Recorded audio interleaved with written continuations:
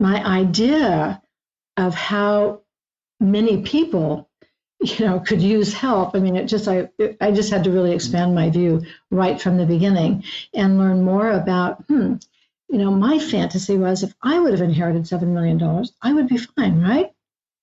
But I had gotten a big lump of money and I just went through it. So a lot of my fantasies about just getting more money would solve my problem. I was confronted with that right away and recognizing that I don't care how many zeros are behind a person's debt or the problems they have with money. If they feel out of control and they don't have a life that feels gratifying to them, they can suffer just as much as I was suffering at that time. So, I really gained a lot of compassion and empathy for a much broader group of people who suffer from money problems. Hey, it's Rocky. Welcome to Richer Soul. Today's guest is Karen McCall, who's going to share her money wisdom with us.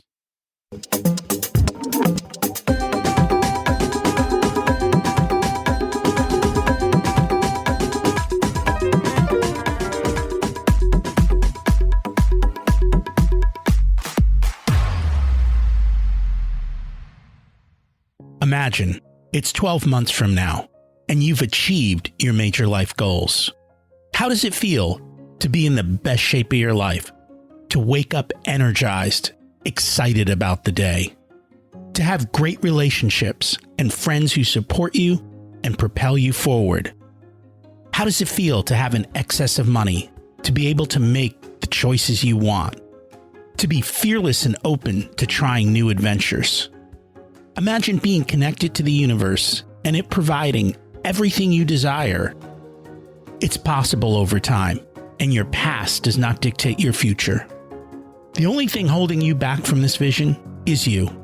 It's time to take control of our thoughts and use them to our advantage.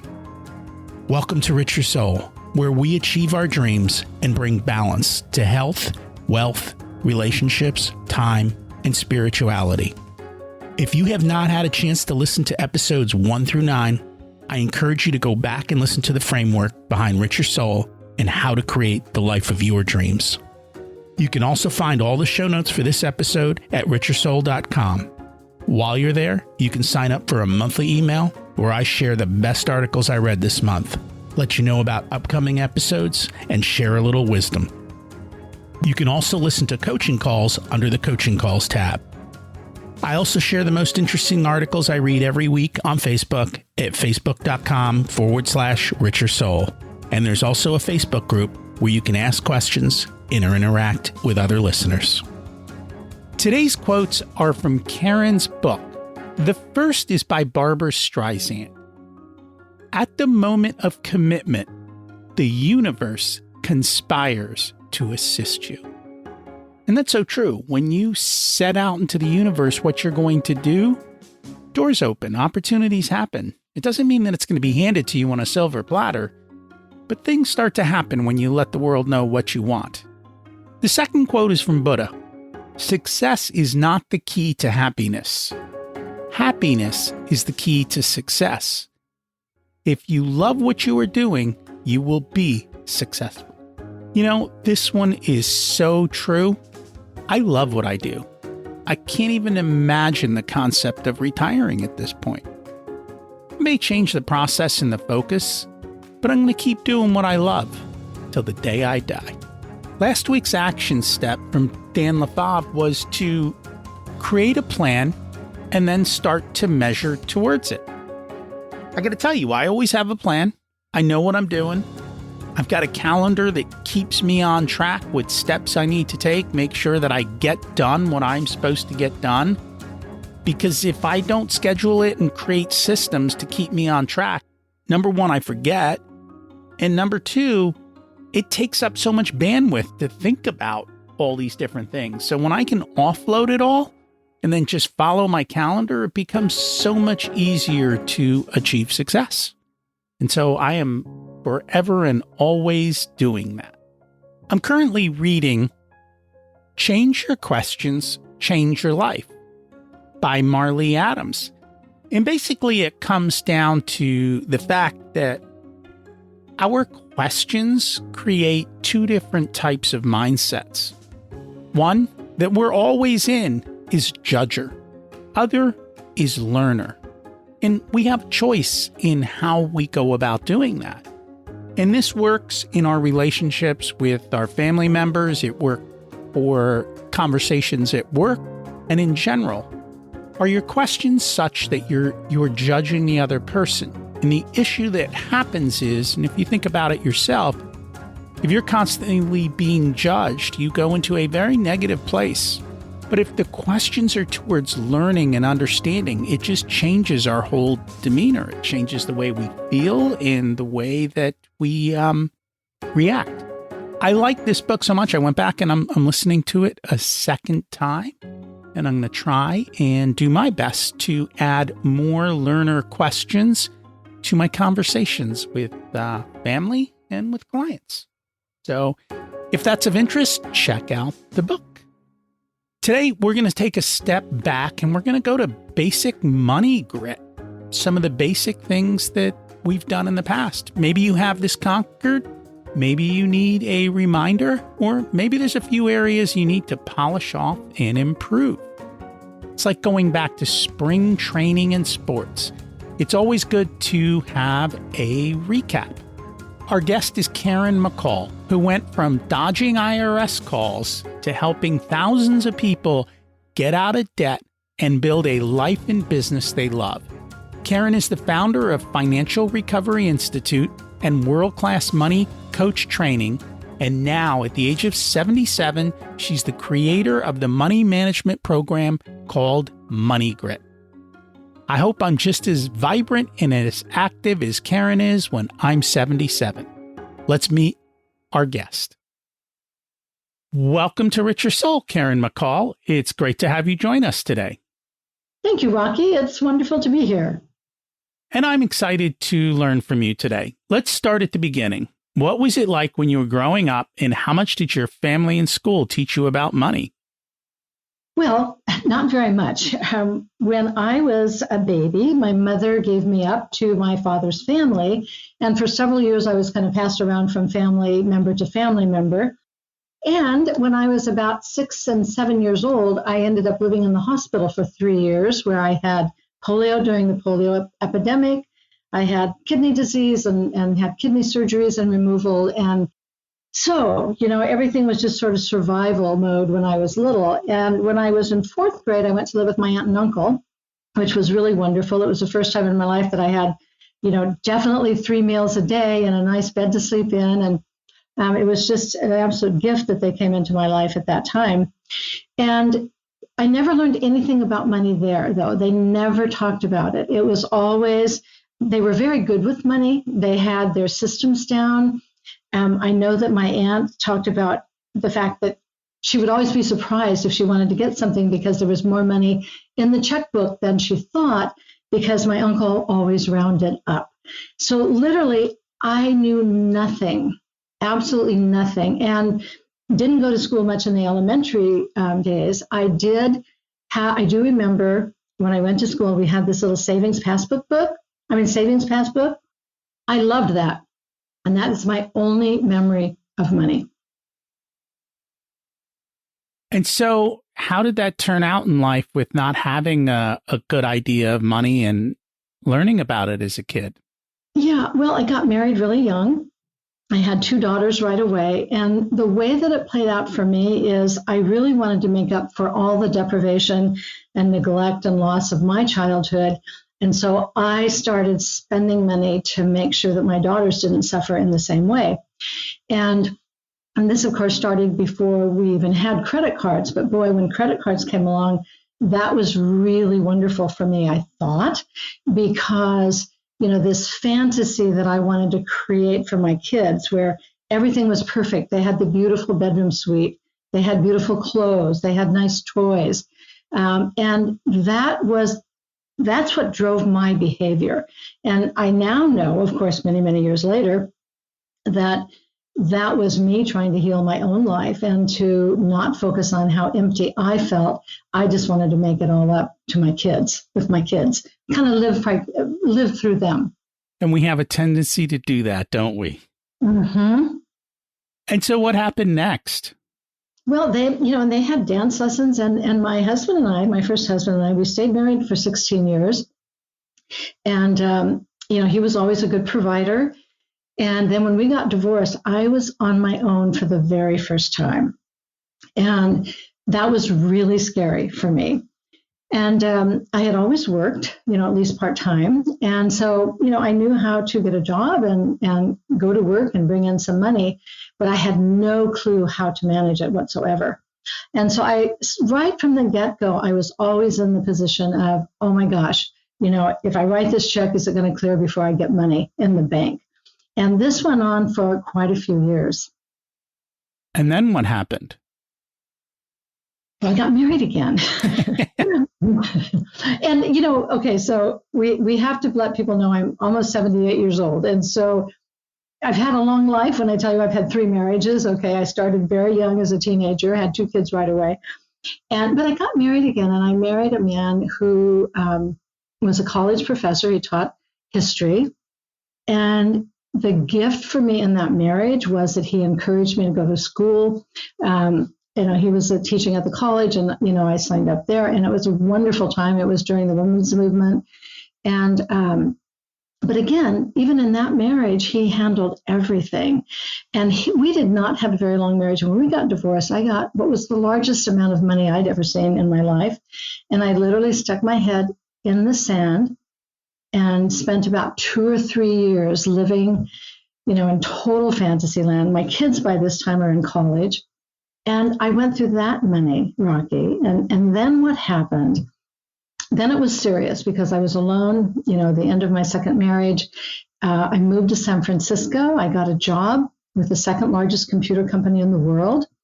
And I just thought I had it made. I had this big, beautiful corner office in San Francisco overlooking the bridge. And if you would have seen me, you would have thought, wow, what a success, right? Beautiful suits, briefcase, working for this fantastic company. But I had a dirty little secret. The way it, all of this childhood and my early marriages, they just, I just still, even though I was making money, I was still absolutely a mess. So I came home from work one day and there was an eviction notice on my door. And that was the real sobering moment for me. I had a big bowl on top of my refrigerator that I stuffed all my bills in. And this particular night, I knew I had to bring that bowl down and I had to look at my finances.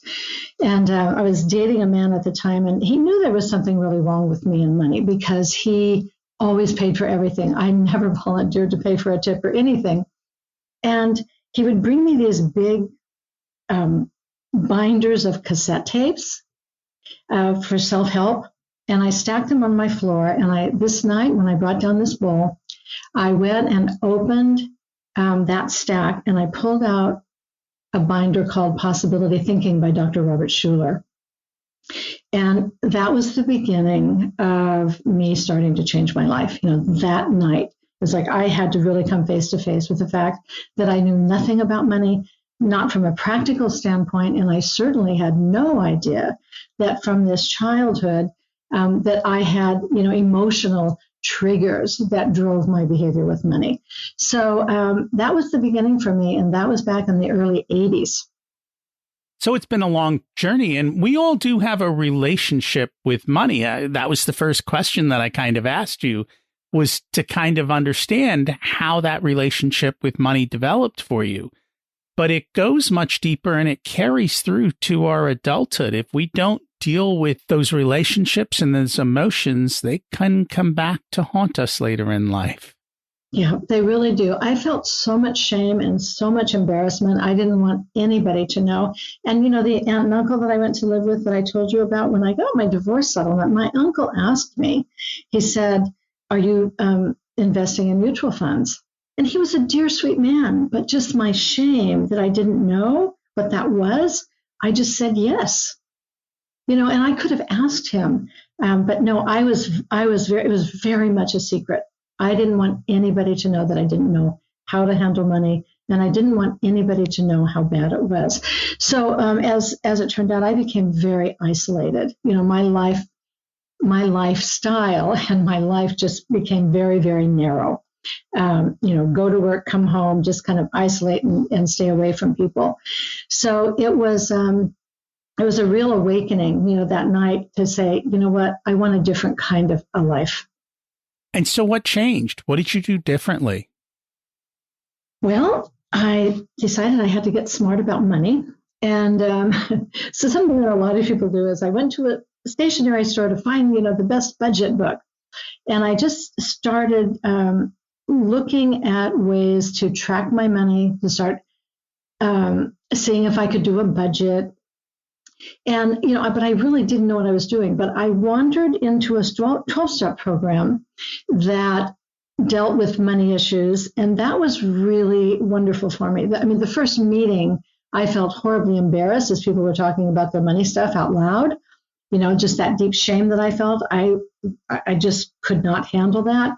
But by the end of that meeting, I realized I was in a place where I could start talking openly and freely about my relationship with money. So that was the start for me.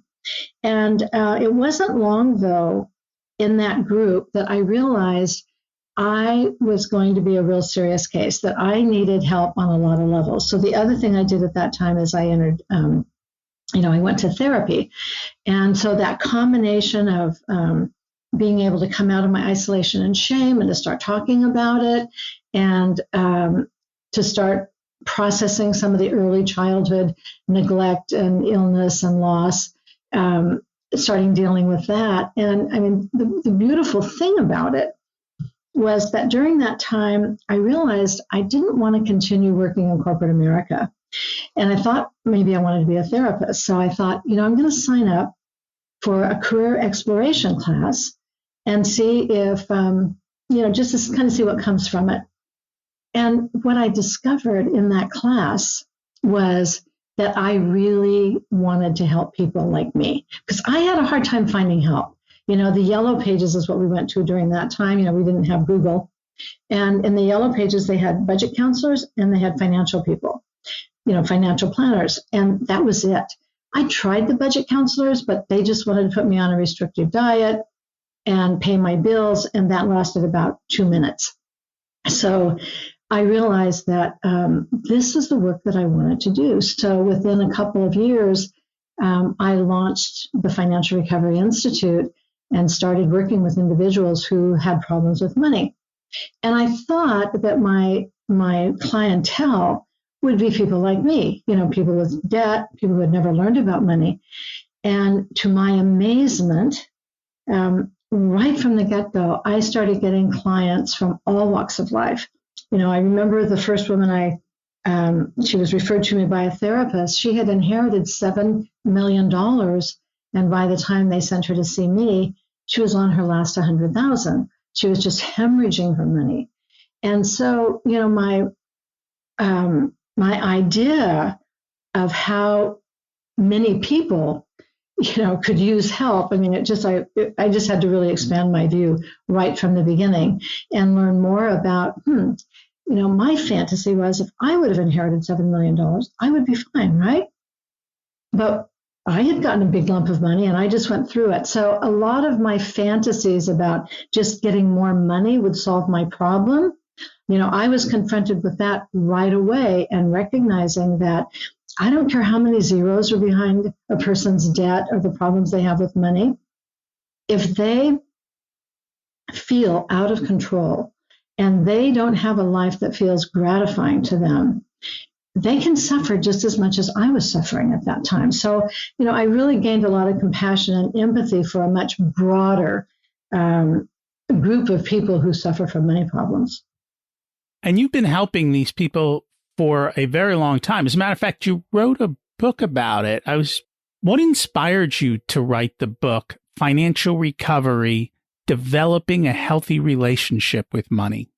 Well, yeah, I wrote that many years after being in business. I've written several books.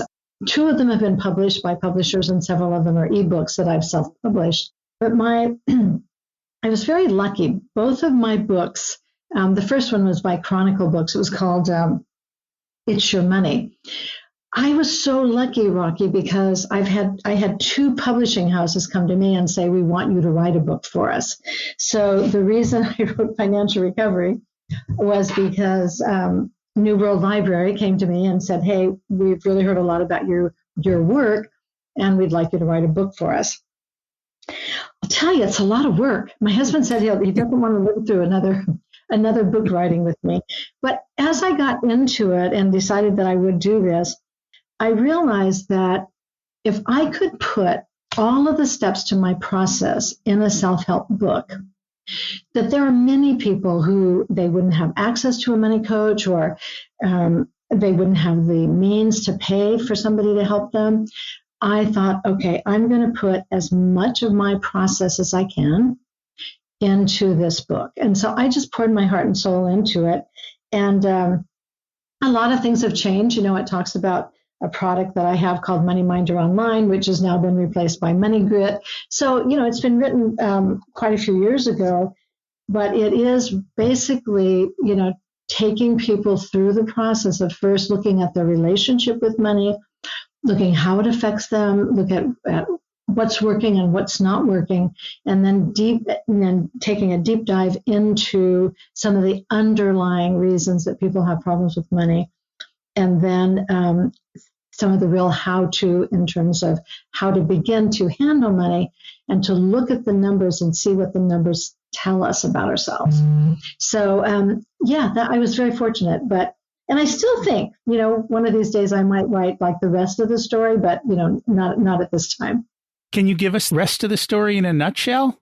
I can, yes. Okay, so the rest of the story. Starting with my very first client, I had several people approach me saying, we really like what you've done for us. This work has changed our life. We want to do what you do. Will you train us?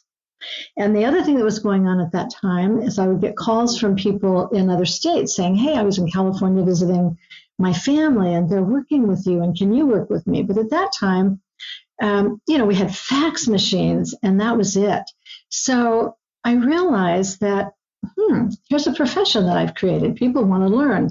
So after a few years, I developed the Financial Recovery Institute. The first part of my business was called Financial Recovery. And then I developed the Institute and I started training money coaches internationally.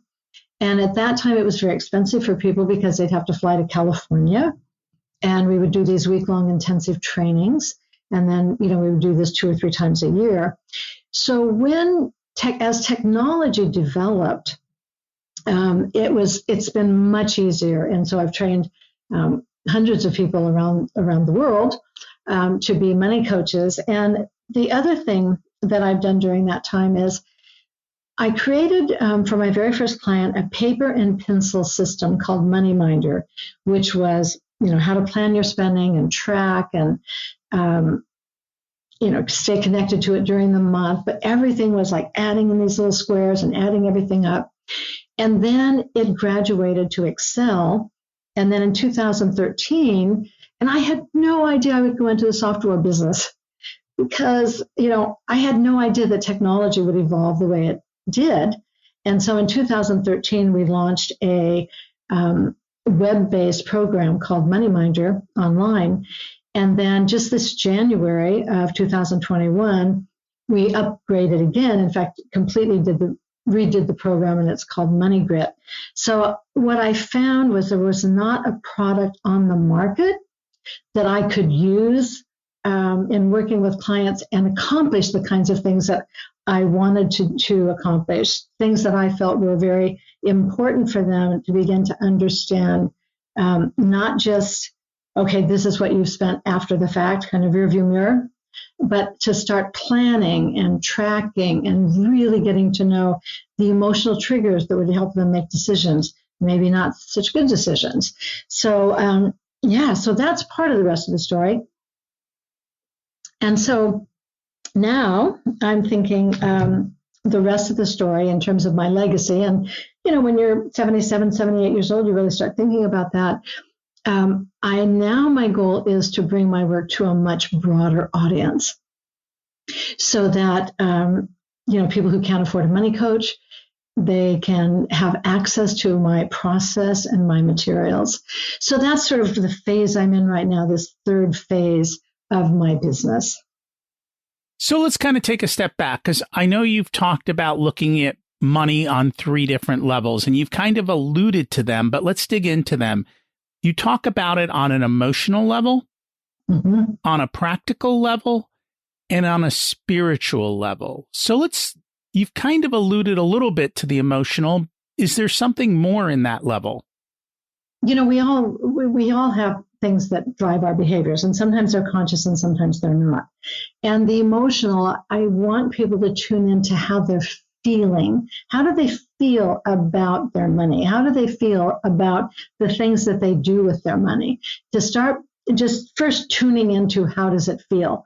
Are they feeling fear? Are they feeling, are they worried that they're not making the right decision? Or do they just don't give it a thought? They don't give it a thought at all. They don't have any feelings about it until their credit card bills start coming in.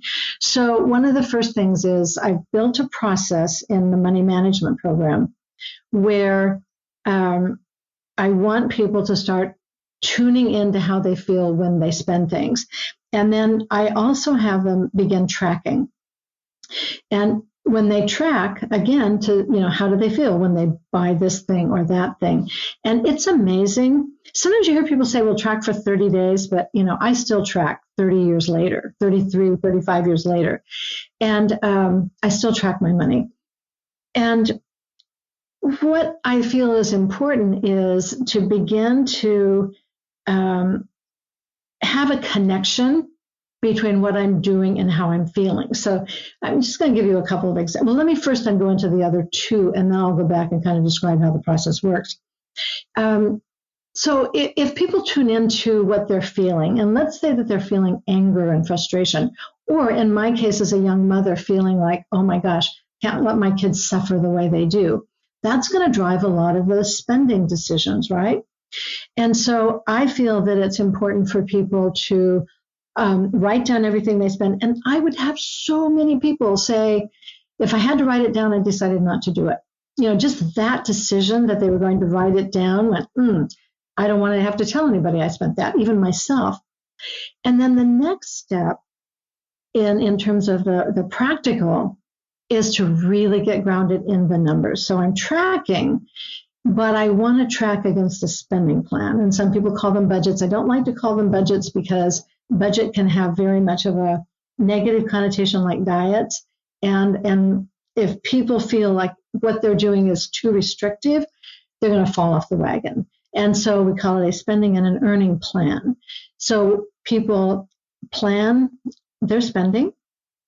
But let me even go back another step. Before they plan their spending, Rocky, I want people to take an inventory of all the areas of their life where they spend money, right? So they look at their home, they look at their food, they look at their healthcare and their self-care. And as they go to those categories, and the software I built, it has very robust set of categories, but I want people to customize those categories and really make it represent their life.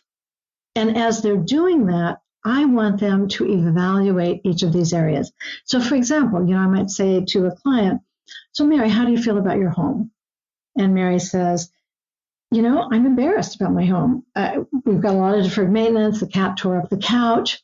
And so now you're seeing somebody who may be kind of isolated and lonely, but it's a complicated issue because she has a house she doesn't feel good about. Or somebody would get to food and say, how do you feel about food? And maybe somebody's not taking very good care of themselves there. They're eating out a lot, or they're eating a lot of frozen food all by themselves. So you start getting an idea of the quality of a person's life. And what I want to do at that time, and something we built into the software, is I want them to start creating a wants and a needs list while they're working on their categories of their spending plan. And the wants and needs is really, really a key. And so then they do a spending plan. And I have a page called the summary page, which answers the question, will this plan work? So if somebody then, they put their plan in, they put their earnings in, they know what they have to start the month, they know what they need to end the month. And let's say the plan, that little summary page says, no, your plan won't work. Rather than having people go back and change the numbers in the plan, I have a column, no other program has this, I have an adjustment column where I have them go in and see if they can maintain the integrity of their spending plan by making adjustments in several categories. Can they bring in more money or can they spend less money? And we go through and do that. And one of the things that's important about that, if people just go back and change the initial plan, they're not going to learn anything about their behaviors. If somebody says, okay, well, instead of eating out every Friday night and spending, $400 in my eating out category, I'm not going to do that. I'm going to adjust out $400. It's probably not going to last for somebody, right? But if they say, hey, let's take out $200 and let's plan a couple Friday nights, maybe we do takeout food and a bottle of wine and a rented movie, how they can start having date nights to replace the expensive going out to dinner. But you can't just take things away, make these adjustments out without helping people figure out how to do things differently. And then I have them stay connected to that plan throughout the month. So they're not just, once a week looking at their numbers, it might be 2 or 3 times a week, depending on how serious their kind of out of control spending is. And in that process, people begin, because remember, they're writing it down. Yeah, I said we wouldn't go out for dinner 4 times, but they were at that point just trying to make the numbers come out. They hadn't made the emotional decision, the psychological part that says, I've got another plan in place. So that's part of it. The reason I want them to do a needs and a wants list is I really believe that when people feel like they're not very, their life is not very good, they don't feel that they really have much value, it can be from a lot of different things, then they are going to not believe they deserve anything. And so they're going to probably live a life where they have a lot of deprivation in their life. And the way I define deprivation is it's really the wound that develops when our most essential needs, physical, emotional, social, or spiritual, are not met, and particularly when these needs are not met over a long period of time. And then, that sense of shame and deprivation develops. So we have to start healing that. And so by doing a needs and a wants list and helping people learn to differentiate between what a need is and what a want is, and it will be different for different people. And if people begin to make sure that they're spending their time, their energy, and their money, of course, taking care of business, but also starting to tune into what their needs are and meet those needs, that starts shifting them from a deep emotional place. And then ultimately, I think what we all want is, in addition to having financial security, we want to feel we're making a difference in the world, that we have a purpose and that we're making a difference. And so starting to tune into basic needs and learning how to meet those, I discovered that it starts opening people up to deeper meaning, but sometimes it has to start with kind of material things. And then as they start taking care of those material things, it pushes them deeper. And now they start getting in touch with,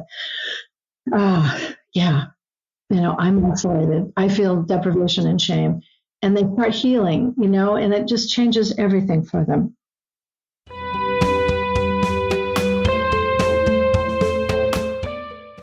Today's episode is sponsored by Profit Answer Man Podcast. Did you know that most small business owners hate looking at their financials? It's one reason they may struggle with business success. The Profit Answer Man podcast helps them ensure they are profitable and can pay their employees and weather the storms we all have to face. It's built on the Profit First methodology of pay yourself first. The Profit Answer Man podcast is a must listen to for every small business owner and anyone who wants to help them survive and thrive. Check it out on your favorite listening platform.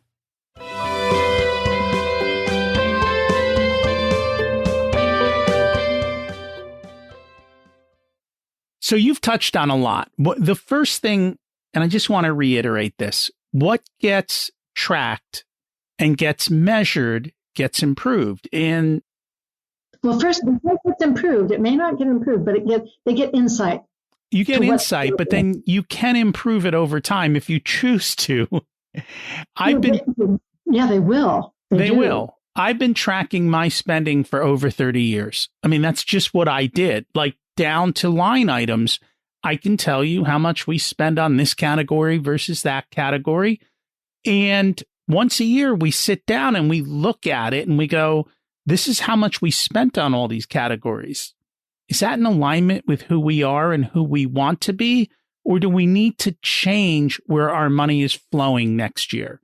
So it's not a matter of budgeting. It's a matter of, are we happy with how we spent our money? And for me, I've had this unique perspective always that it's not I need that big screen TV or I'll feel sad. It's, hey, there's a big screen TV, but there are other alternatives to that big screen TV. What are the alternatives? Working harder, which nobody thinks about, retiring earlier, or maybe there's something else that I would rather buy than the big screen TV that would bring me more happiness.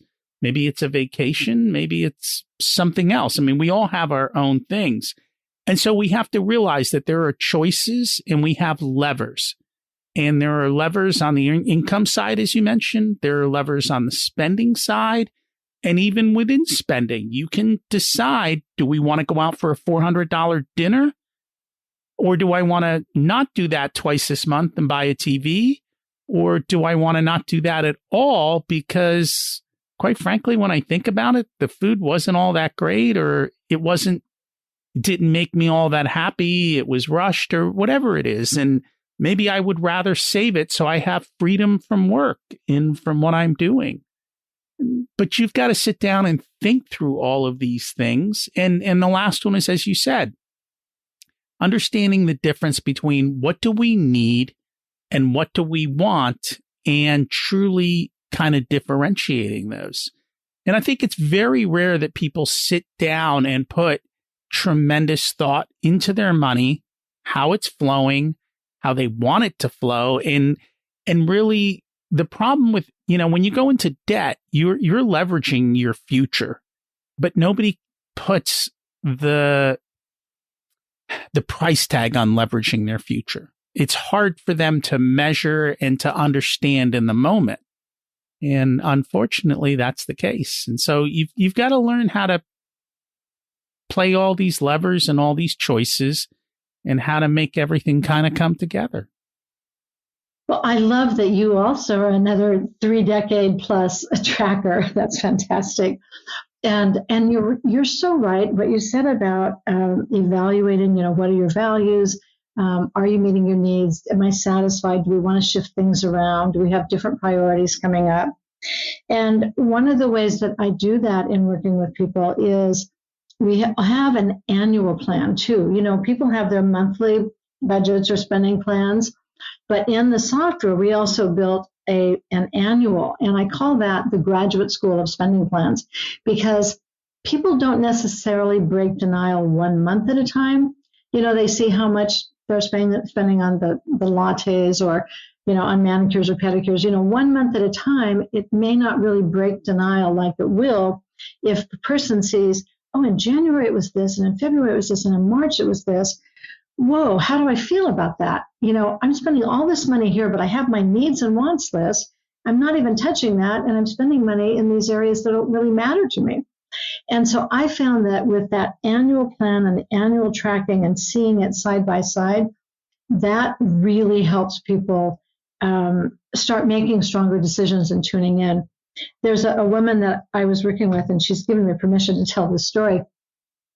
We were working on her spending plan. When we got to close, just like I said, I always say, how do you feel about this area of your life? And she said, and she just had close there. And I knew that this was an area, she's a professional, but I knew she didn't feel good about how she looked. So we started exploring a little more. And I said, well, let's just take your whole wardrobe. How do you feel about your underclothes, your lingerie? And she said, oh, I never spend money on that. So we talked about it, and because she had some body image stuff, but she decided, okay, I'm going to buy new underwear, new bras.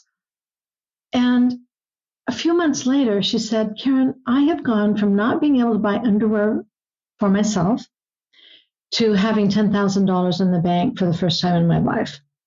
And, that seems like, that's a disconnect, but no, because she had to look at where she's holding out, where she's holding out. So she was holding out, taking care of herself. I mean, that could have been for somebody else, dental care or health care. It doesn't matter what it is, but if somebody is living where they're living without taking things in that are going to be meaningful, where they're living their life in alignment with their values and learning how to take care of their needs. And when you were talking about that TV, you and I know, as a matter of fact, my husband and I had this discussion last year. He would love a great, big, huge TV. And we looked at them and then we thought, we got one anyway. We ended up spending $300 for a TV instead of like $3,000. But if somebody is living in that kind of shame and deprivation, they don't have the mindset that's going to override that desire for that. And so often people are just living on their credit cards for decades after decades, all the lost opportunity, because any money that they could save and invest and grow is going on interest on their credit cards. And so, we can look at it and say, hey, they should really stop doing that.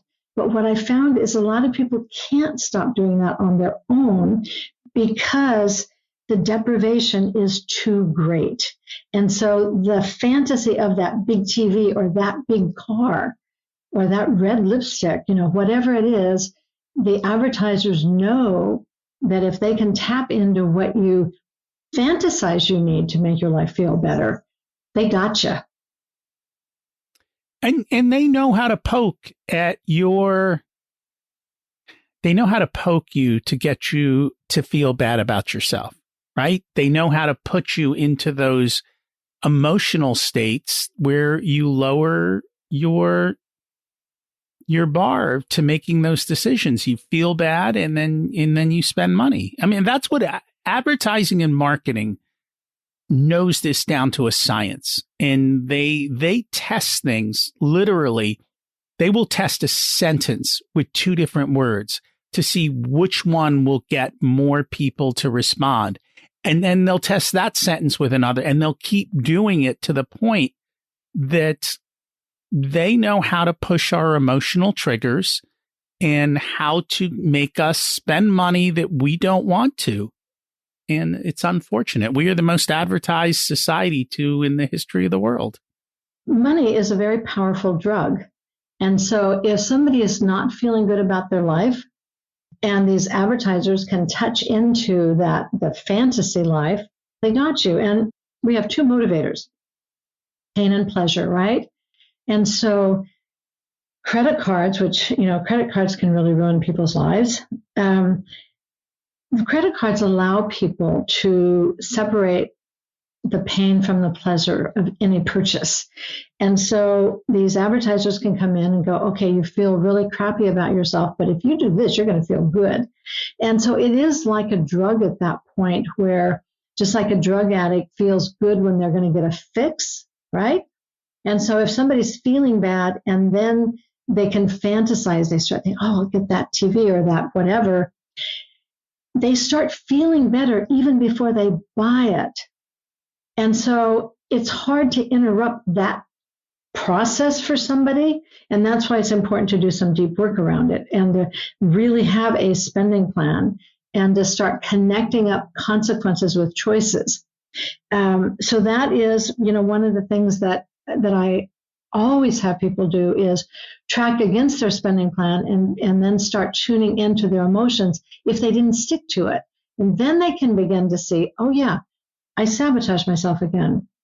I said I was going to do this. The numbers would have worked out if I would have stuck to my spending plan this month, but they start connecting the consequences to their decisions. And I would say that doing a spending plan, a monthly spending plan every month, and then doing the annual spending plan and then tracking against it. Well, at the planning stage, a person gets to see, if I do this plan that I say I'm going to do, I'm going to be okay this month. And then when they track against it and they see they didn't, now they start connecting up. Oh yeah, that decision really messed up my money this month. Oh yeah, that decision. And now that they can then trace back, okay, I made that decision. What was going on for me emotionally? That where I abandoned myself. And so it's recovery is never a straight path for people, right? There's always like some setbacks, but that deep process of tuning into what I really need, looking at the money I spend that's not meeting my needs, and starting to redirect that money, eventually starts really healing a person where they're not so susceptible to the sabotaging behaviors that they have probably lived by maybe for decades. And I think the most important step there is, even if you make a mistake this month, you don't give up. One mistake doesn't mean you throw the plan in the garbage. It just means okay, I knew what I wanted to do this month. I didn't hit my target. I'm going to work on it for next month. And maybe I can make some other changes. I think too often people just give up instead of, as you talk about the word, which is grit. You've got to keep showing up. This is not a one and done thing. You've got to keep going towards it. That kind of brings up something that you said in the book. It was kind of a little confusing because you said save your way out of debt. Mm-hmm. And that sounds kind of counterintuitive. I know. And that's what Money Magazine said a few years ago when Gene Chatsky contacted me and said, Karen, I read this thing about saving your way out of debt. And, the financial planners here at Money Magazine, they don't buy it. And so we want to know if you'll work with a couple of clients for a few months and then report back. And so they provided me with some clients. And I can't remember if it was 6 months or a year. And then she said, Karen McCall has an unorthodox way of getting out of debt, but it works. I have found that one of the reasons that there are several reasons that people go into debt. One is having a very empty life and feeling like, hey, they can't tolerate delaying gratification at all. Everything feels like a want. I mean, everything feels like a need. I've got to spend. So there's certainly that. But one of the things that causes people to have to pull out their credit cards, even when they've said, I don't want to do it anymore because they've gotten into trouble with it, is that they haven't learned to save. And so the first thing I do, I have this process called Saving Your Way Out of Debt, where so I have two pyramids, a savings pyramid and a debt pyramid, and each one of them has 3 levels.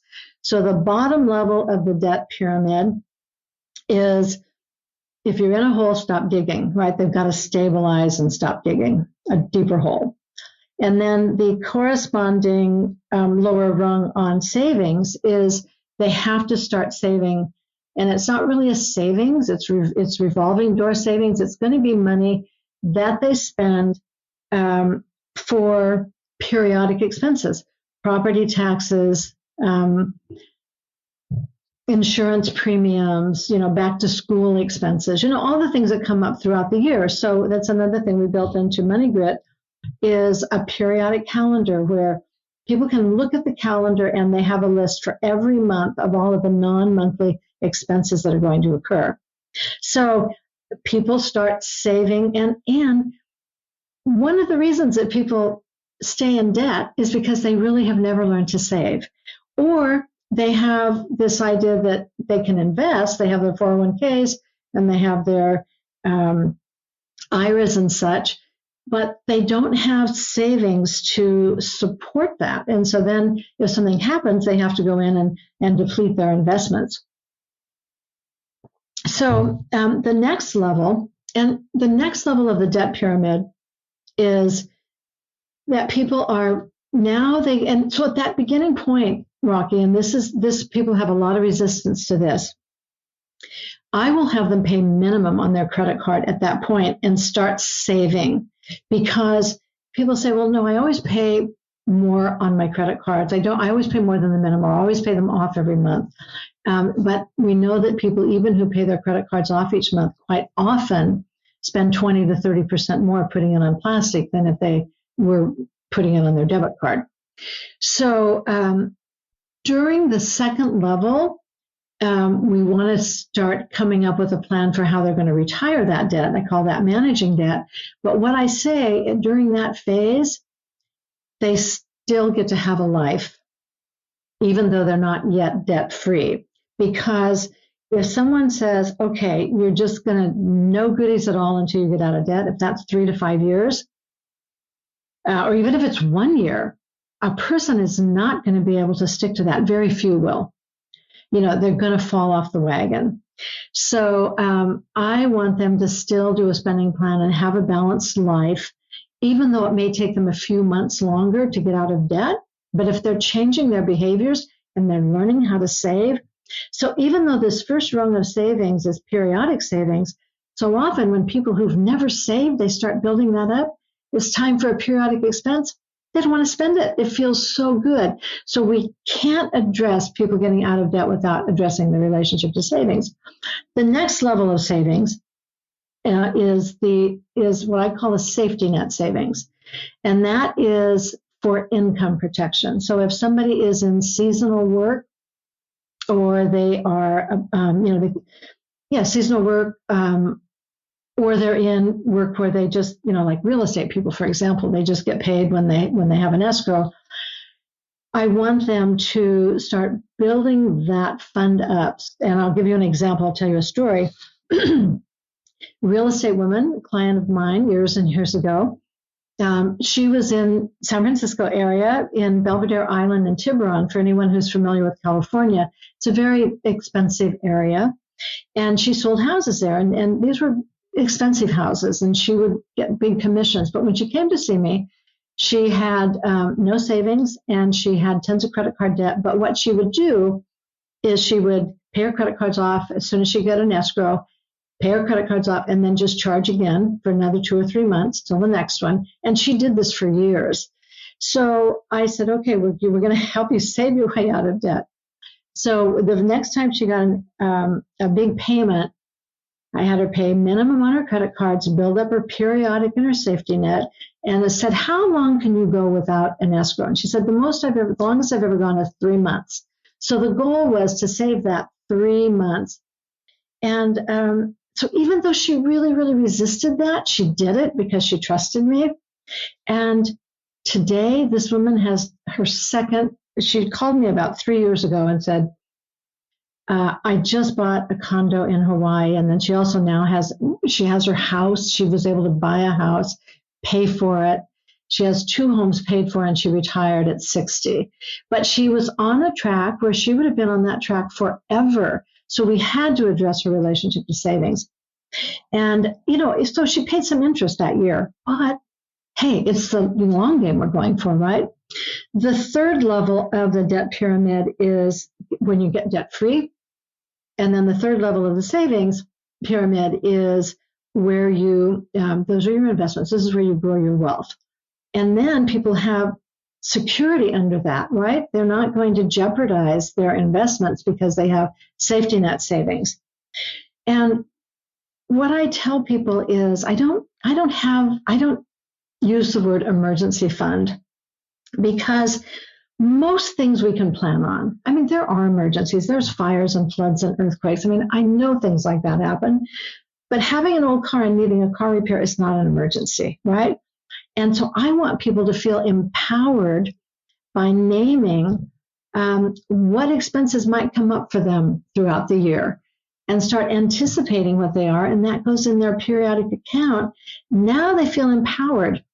Rather than, it was an emergency, my car broke down. It's like, yeah, there's an emergency, but I've got money in my periodic savings account for that.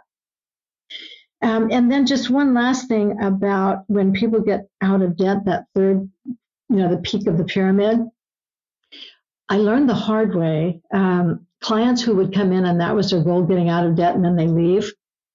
What happened is they'd come back, maybe in a few months or maybe in a couple of years, they were right back in debt.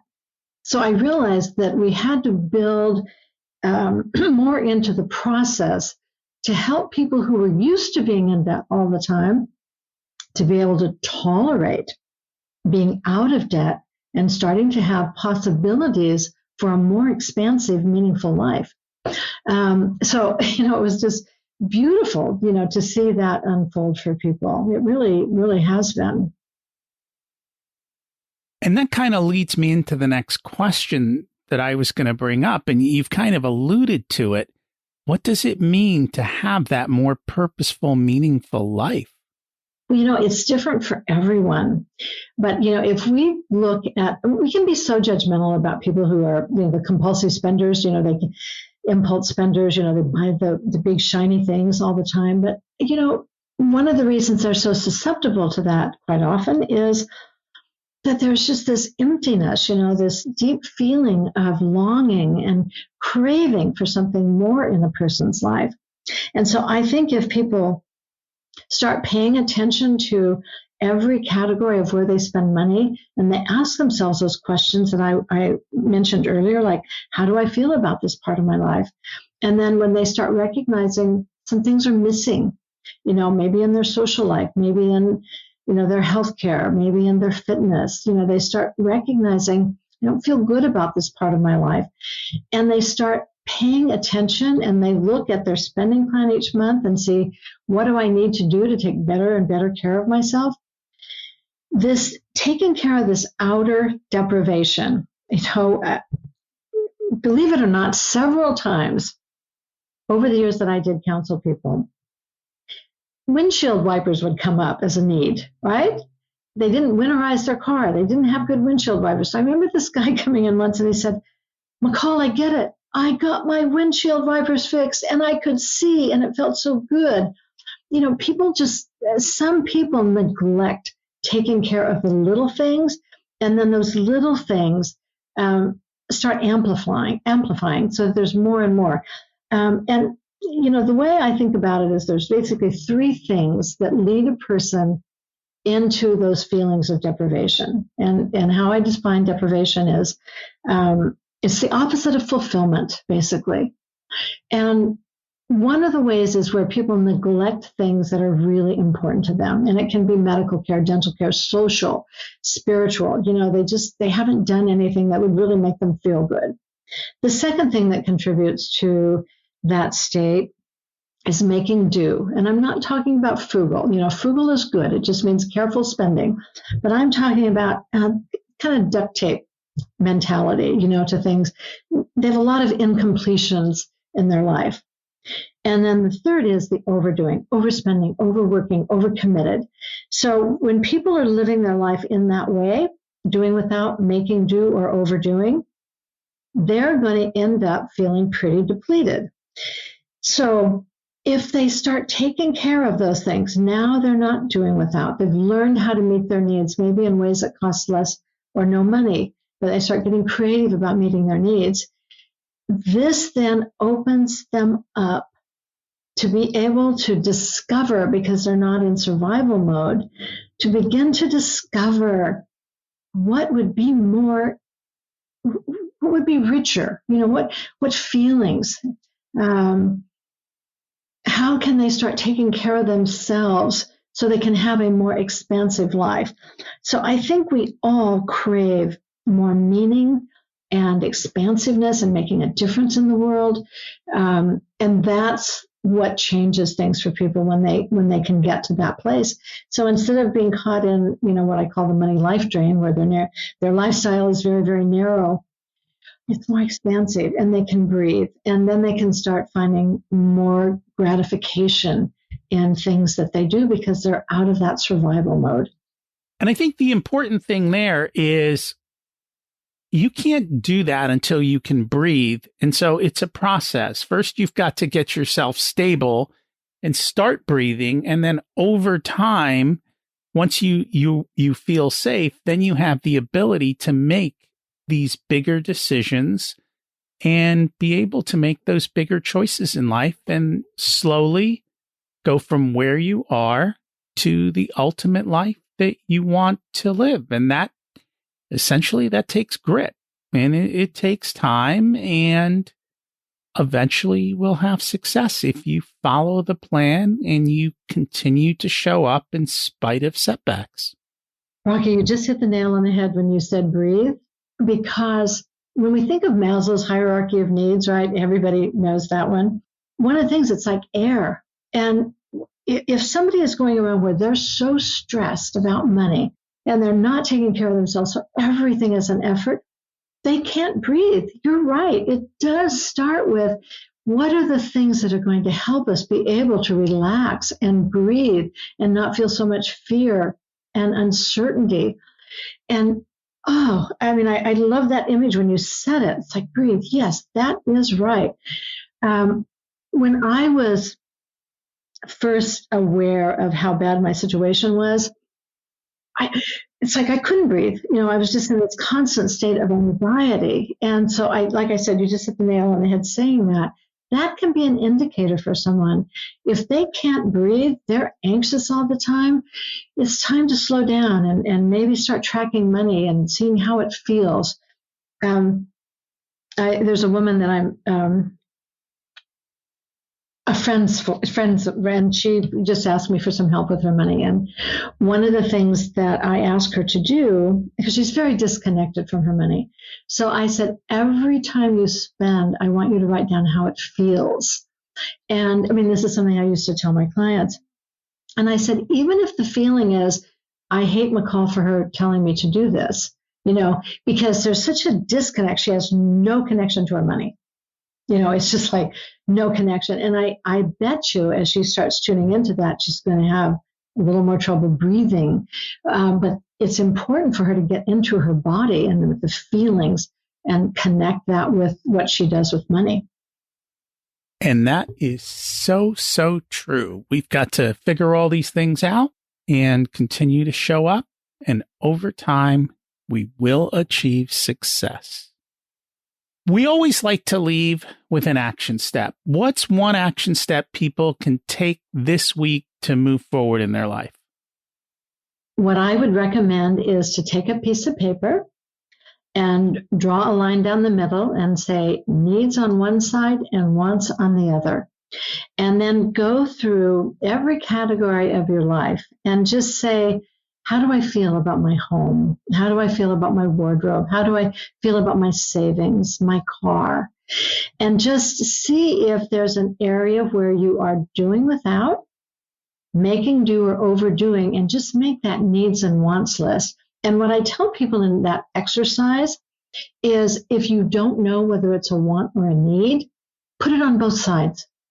And sometimes people are afraid that somebody will judge them. And I'll say, keep this private to yourself, regardless of how you feel someone might judge you. It's important to acknowledge what are your specific needs. So that's a really good way to start. And then when you think about spending your money and you're tracking your money, look to see, are you taking care of those needs, or is your money more going on all of your wants?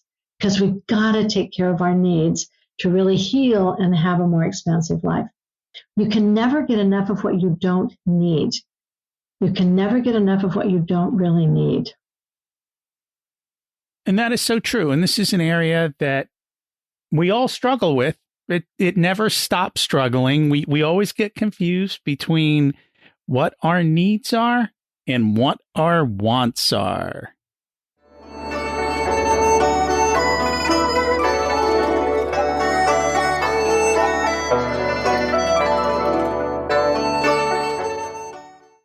It's time to learn the secrets of life. What's your secret to living an abundant life? Well, my secret to living an abundant life is, oh my gosh, I do think I have a beautiful, abundant life. It is living within my means.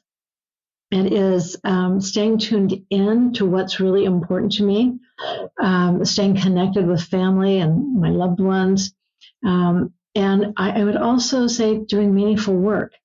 And, at this stage of my life, I know that one of the things that's really important to me is bringing my work to a broader audience.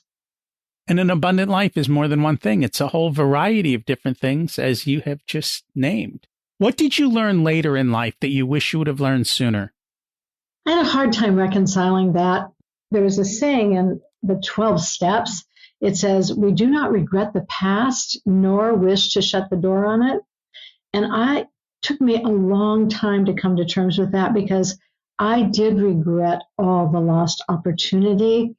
I missed my grandmother's funeral because I was in another state in a training program and I didn't have money to come back. And, I just had a lot of regrets of the lost opportunities.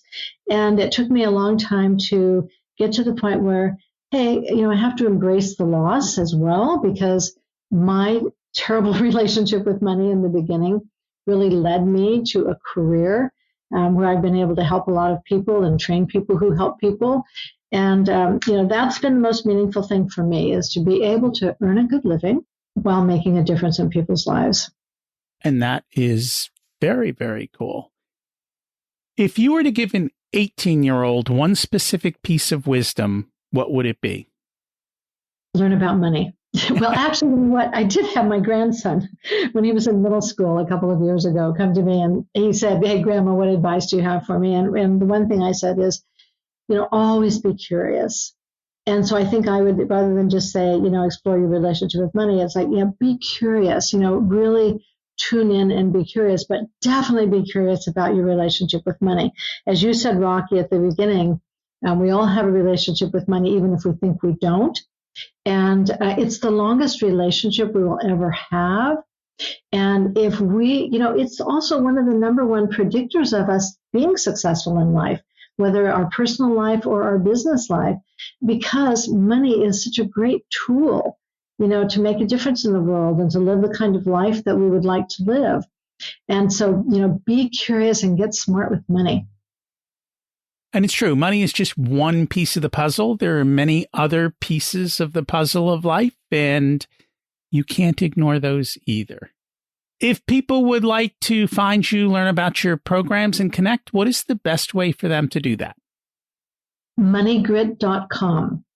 And all of the things I talked about today, I've built into the MoneyGrit program. It's a needs and wants list, an action plan, the periodic expenses, the monthly plans, the annual plan. So it's just a great tool to learn about yourself and your relationship with money. And you also really learn how to handle money. But it has these other components built in. And then my business, Financial Recovery Institute, would be financialrecovery.com, is where you would find out about any courses that I'm offering at any particular time. And I will put both of those in the show notes for everyone. Thank you so much for joining us today. Rocky, it was my pleasure. Thank you so much.